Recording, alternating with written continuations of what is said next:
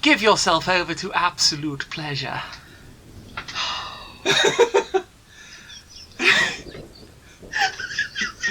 Should we do a Frithcast? Let's do that. Hang on, I've choked myself. Reckless coffee drinking. Breathe. I can't. That's the problem. It's fine. It's all good. Everything's just lovely.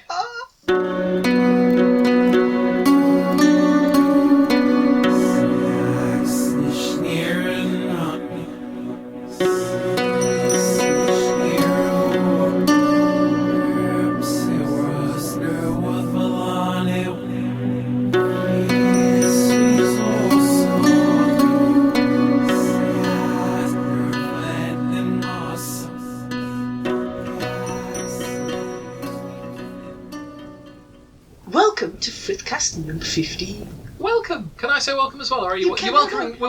You can welcome all the people around the virtual campfire. Hello. Welcome to our virtual campfire, which you can probably hear Over the rain. Over the rain.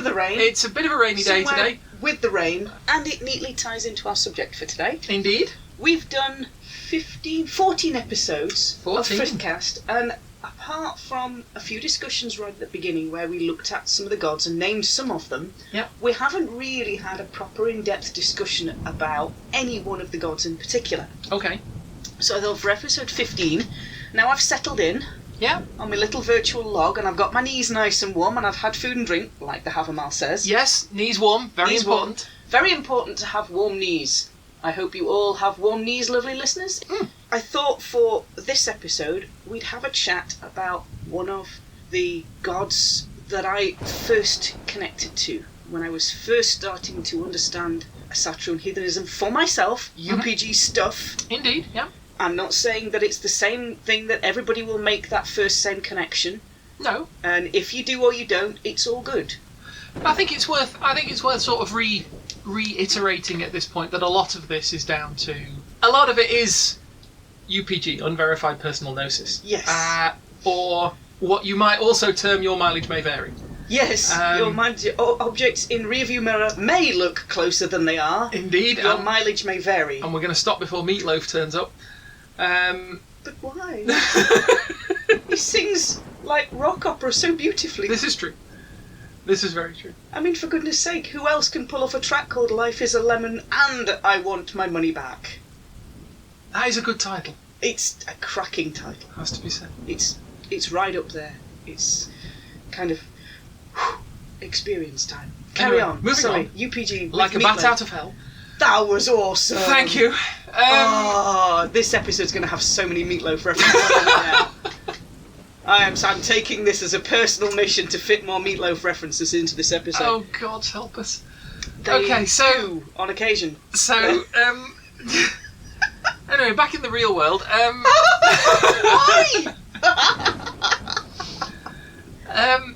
But yes, a lot of this is down to sort of your personal understanding of the all these things, and as much as when I'm talking about mine, it's my personal understanding, and we're not sort of saying this is how, we're not being prescriptive. We're not sort of saying this is how you must do it, or if you haven't perceived these things, you're doing it wrong, or anything like that. A lot of it is down to how you whether it's how the gods visit the information on you or whatever. So. Yes, or instead of being sort of all kind of serene and going la la la, they just go "Bok, get on with it." Yes, it's much more my experience of things. I'm very refreshingly direct and quite.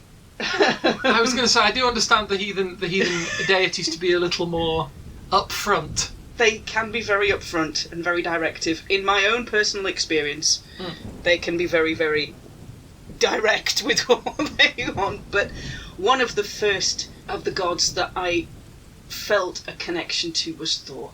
Okay. So what I'd like to do in this episode is have a chat about him. All right. And talk through him, and if I'm really good, sneak some Meatloaf references in there as well. Because why not? Yeah, because there's nothing like sort of punctuating a discussion about your sort of key god Yes. with pop culture references from... It's fine, we can do this. Yeah, but I live in these times. Yeah. Pop culture references are what I have. Yeah. And the Vikings used that shared cultural understanding in what they call kennings. Of course. In the literature, they used that shared cultural understanding to reference particular objects because everybody would know what they were. It was the pop culture of the day. So I'm going to use pop culture here, and to me that's not much of a difference. And I say go for it. So if we go back to Thor... Indeed. You'll probably, when I say that name, have an image in your head of Chris Hemsworth? I have to confess, yes I do. Okay. In most of the lore he's described as having red hair. Yeah. But there is now a modern interpretation of him being blonde. Yeah. To be honest, it's all good. And if you have more of a connection with Thor as somebody who's a blonde man or a red-headed man, either is just fine. And the way that you make connection is the way that's personal to you. If I say he's not complicated, some of the other gods I understand as having a lot of layers to their areas of influence. Okay. The Romans identify him with their own thunder god Jupiter, and he's generally where we get the word Thursday from, Thor. Yes. You might also see him called Donar, because the capital D is an evolution of the rune Thorn. Okay. Which is the TH sound, Thonar. But we've taken that, it's sort of an upright stave with a triangle on the side. And we've taken that and transformed it into a capital D, so you might see him also referred to as Donar. Hence where the Germans get Donnerstag from. Donnerstag, yes. And Donner and Blitzen. And Donner and Blitzen, yes. Thor, for me, is... he looks after a lot of the people. Okay. He's sort of friend to the common people. I've heard you refer to him as friend to the people. Friend to the people. Of the people, yeah.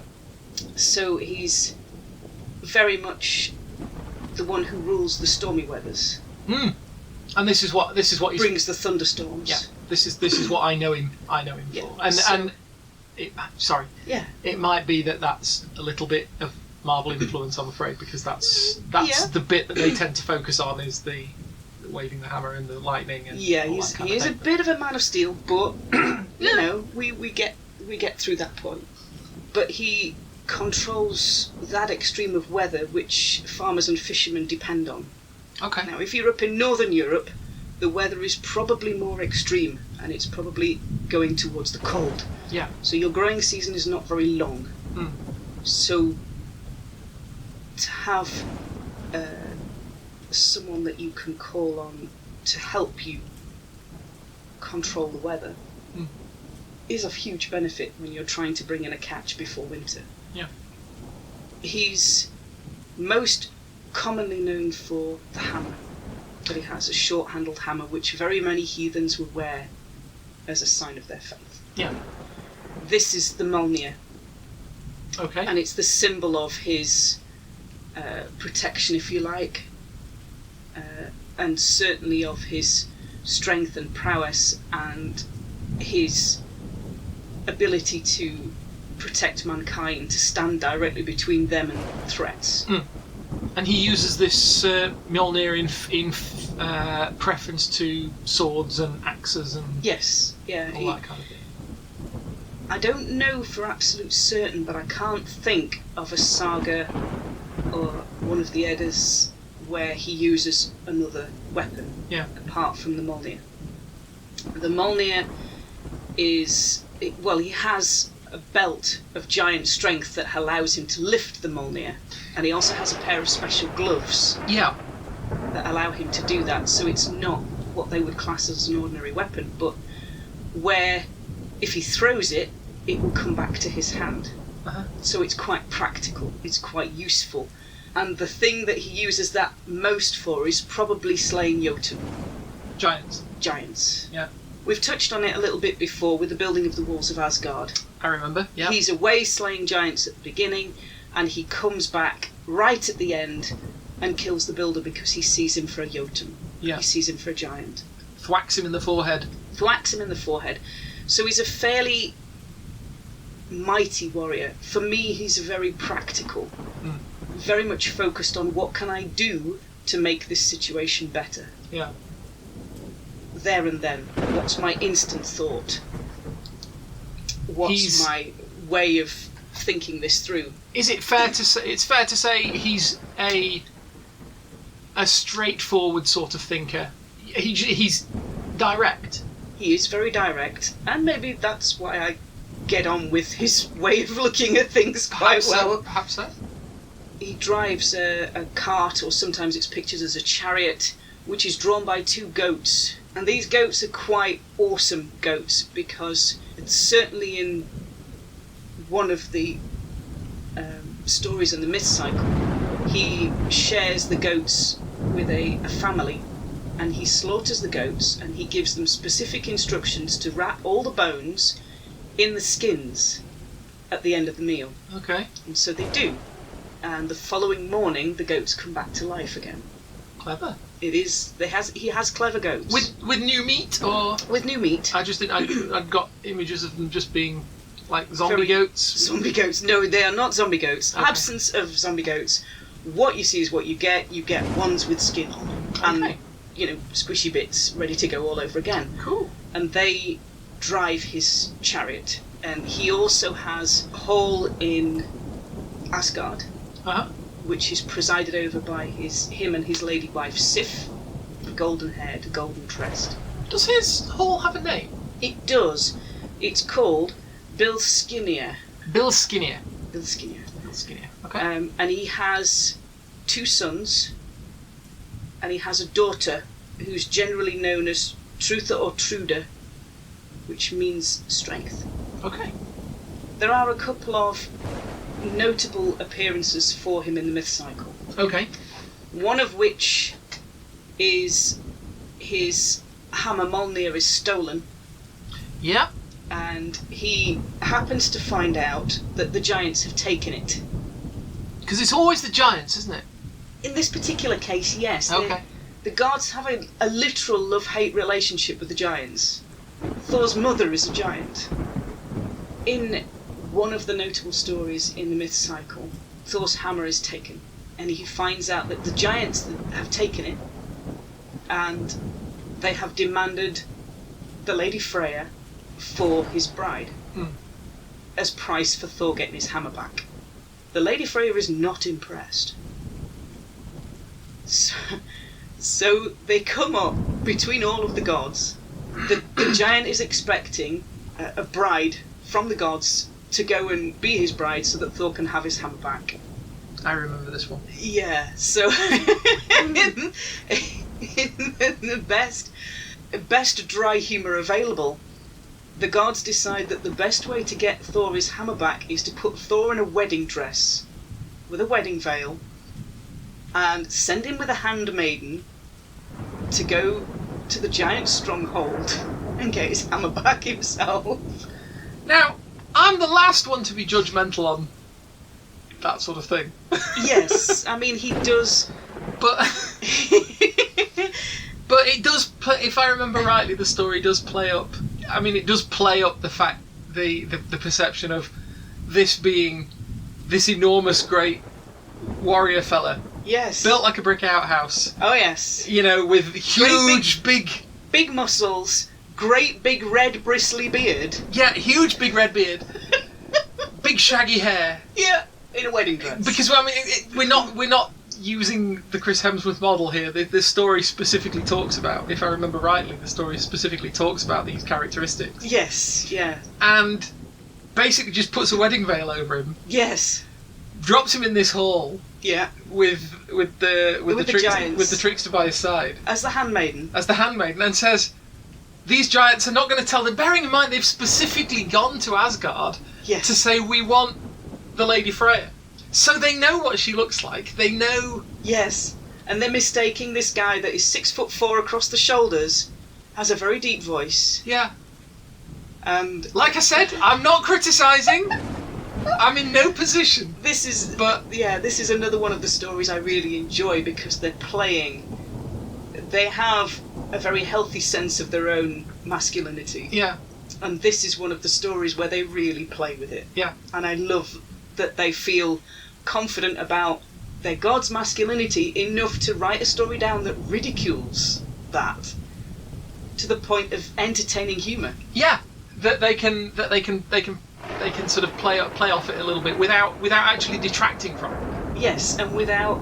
Because, I mean, at the end of the story, or, in sort of, post this story, nobody's going to be sort of questioning that Thor is what Thor has always been. He is a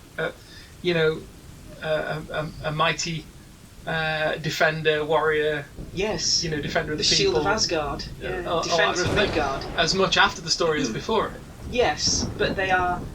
And that's as close to politics as we're going to get, I think. Yes. Plan.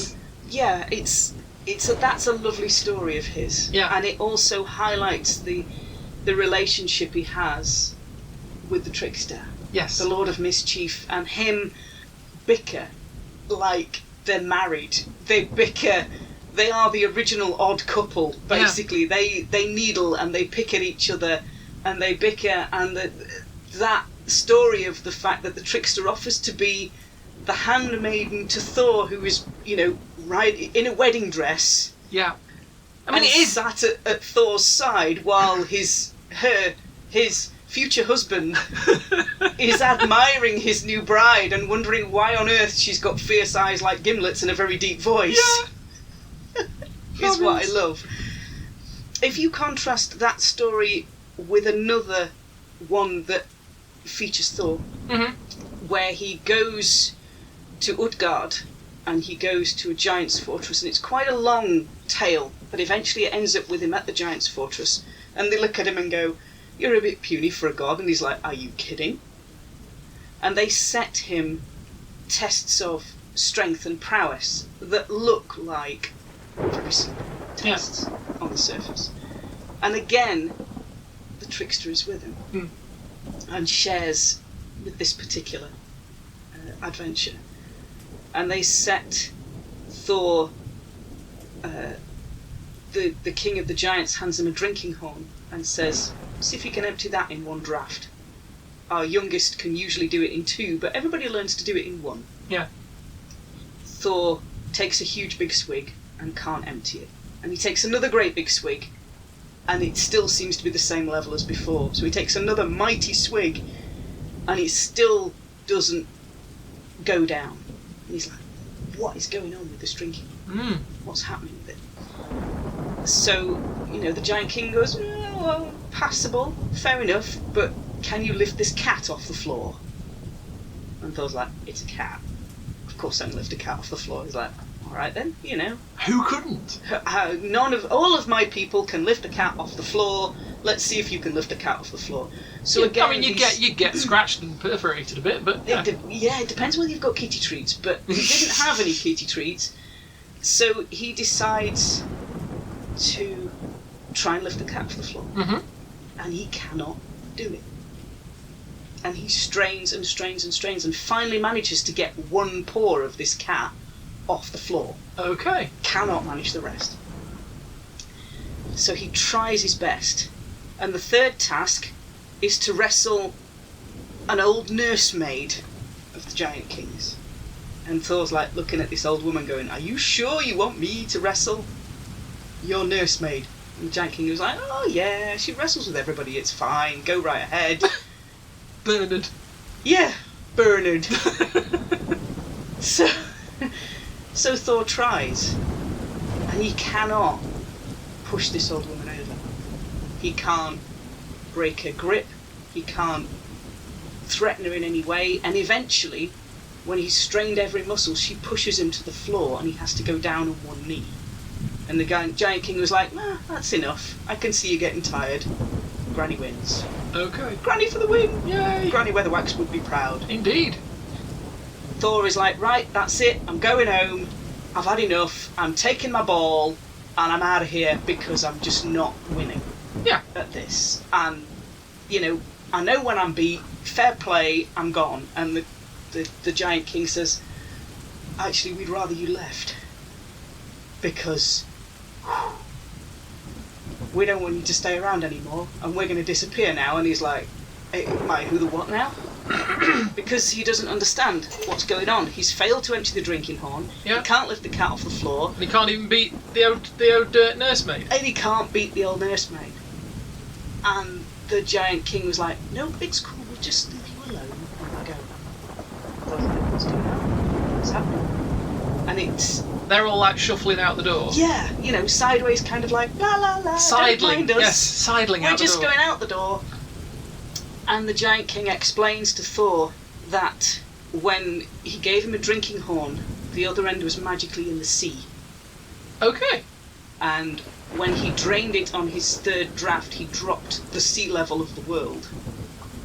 Right. So he was never going to be able to empty it, No. but he dropped the level of the sea. When they gave him a cat to lift off the floor, it was attached to the Yomagant, the world serpent.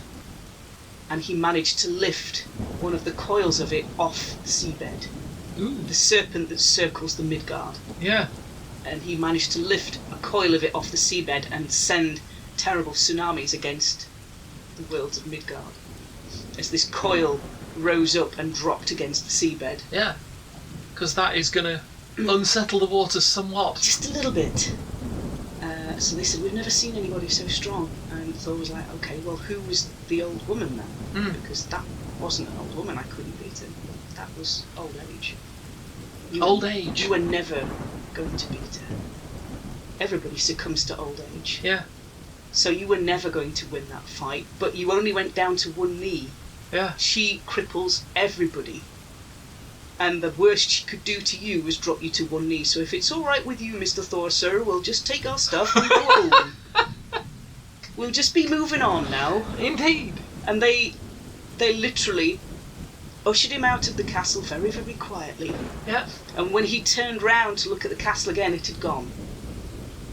Prudent. Very prudent. Yeah. We move now. Yeah.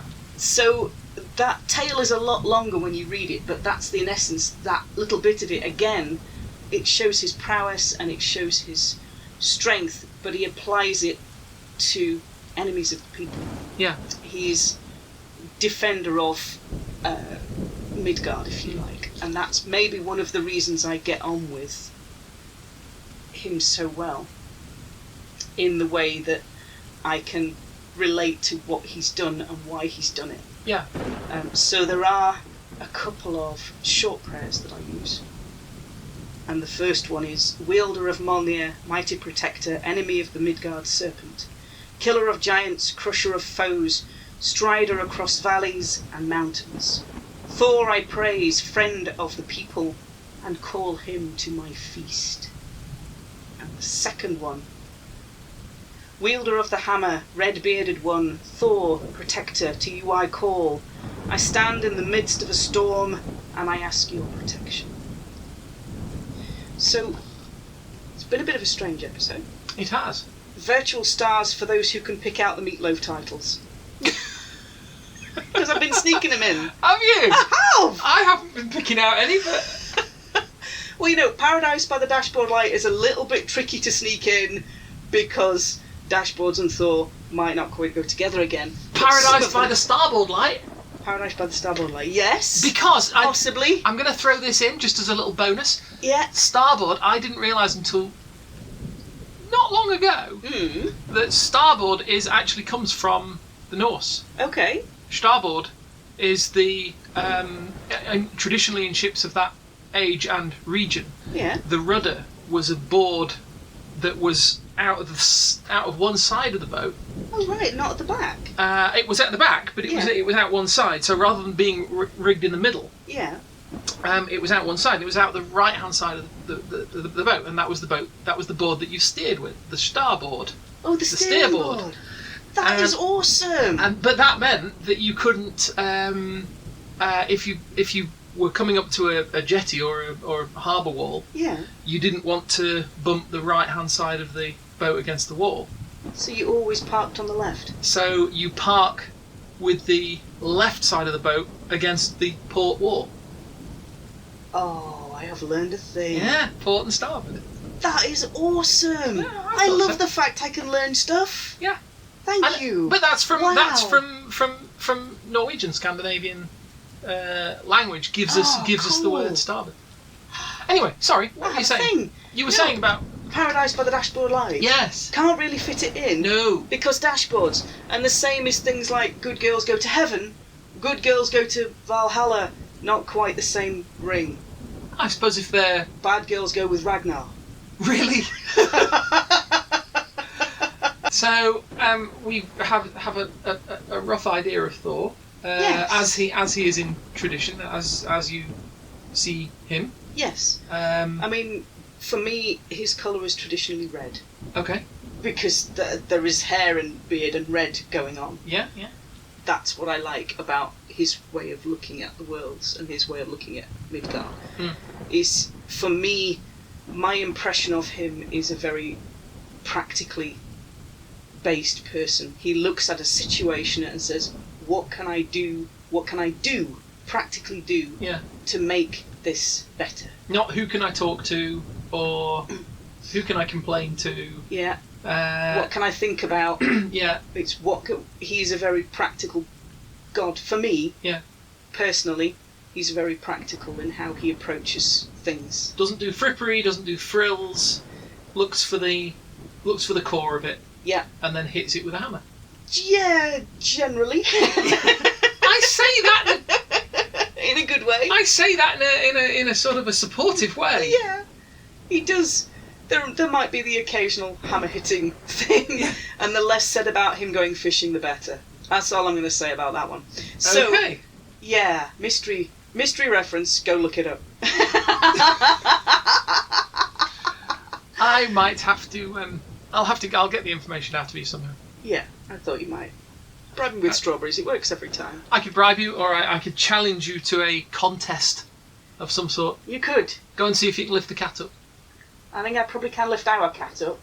She might not be best impressed with it, but I could probably manage that. We'll both lift the cat up, and whoever comes out with the least wounds has won. Okay, you're on. Right. Right. Listeners, please excuse us while we go and have a challenge with the cat. You may hear screaming. Don't worry about it. I assure you, the cat is fine. We're going to come off worse out of this. We're going to be sat in the hospital waiting room going, well, we were recording a podcast. Who won? The cat did. So we will wrap it up there. We'll talk to you next time. If you want to find us online, Yeah. you can find me. I am one of the ambassadors for TAC for the UK. My name's Suzanne Martin. You can find me on Facebook and on Twitter at Suzanne TAC. TAC. And if you want to find me, the easiest way is to go to glassrain.net, and all my accounts, profiles and things are linked from there. So we will talk to you next time. Bye-bye. Bye.